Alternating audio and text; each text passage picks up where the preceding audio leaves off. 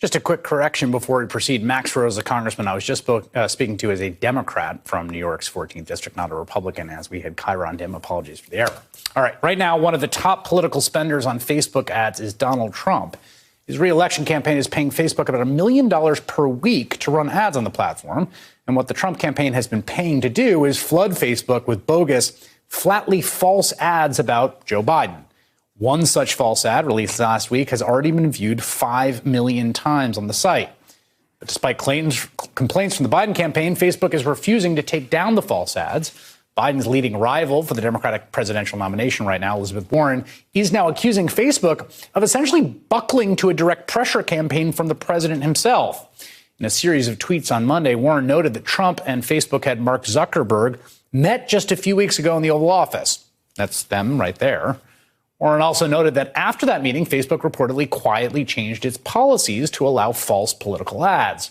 Now, Facebook denies changing its policies, but it does admit that it allows false political ads. In a speech just 2 weeks ago, after Zuckerberg's meeting with Trump, Facebook's head of global policy and communications, Nick Clegg, said, quote, "We don't believe in its appropriate role for us to referee political debates and prevent a politician's speech from reaching its audience. That's why Facebook exempts politicians from our third-party fact-checking program." Warren, as you may remember, has announced a plan to break up Facebook and other tech giants. On Monday, she pointed out that Facebook helped Trump get elected in the first place in 2016, in part by allowing Russian trolls to run rampant on the platform. This time around, she said, quote, "They're going further by taking deliberate steps to help one candidate intentionally mislead the American people." I should note that some of those same ads now running on Facebook have been rejected from networks because they are so patently false.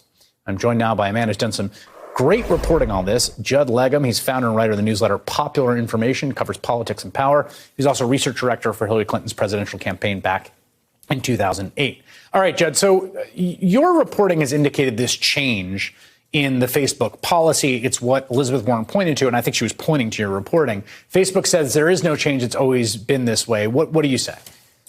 Well, that's not true. There was a change. There's a written policy. Facebook has a written ad policy. Anyone can Google it and find it. It's something I paid a lot of attention to. And a couple of weeks ago, I noticed that there was a big change. They used to have a section under misinformation, and it said you could not run any false or misleading ad. There were no caveats. There were no limitations to that. It was a blanket restriction.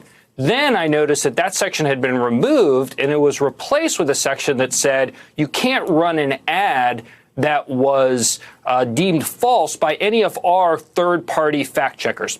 Facebook partners with PolitiFact, FactCheck.org, a few others to fact check different things that end up being popular on Facebook. So I contacted them, and I noticed that that Biden ad that you're referring to had a claim that had been rejected by 2 or 3 of their Facebook's fact checkers. And that's when Facebook told me that actually even that there is an exemption for political candidates. So what Facebook is saying is, well, we never enforced their old policy, which I can't really say if that's true or not because I'm not in the room with them as they enforce it. But there was a change.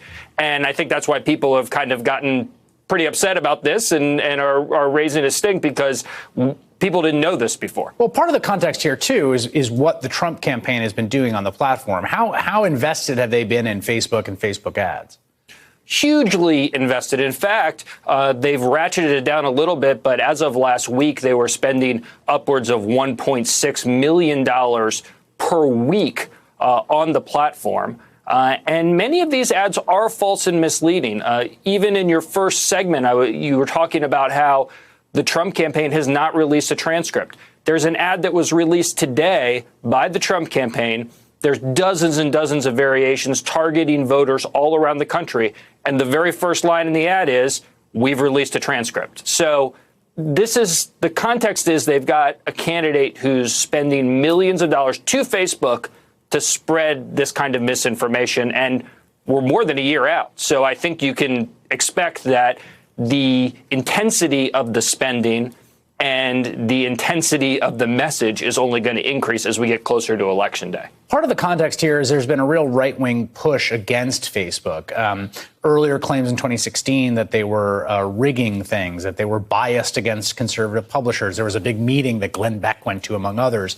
There's now Republican senators from Josh Hawley to Ted Cruz saying they're biased and they should have legal and political protections taken away for that reason. Do you see a kind of concerted effort here to kind of work the refs to make Facebook more amenable to the kinds of things that the Trump campaign is running?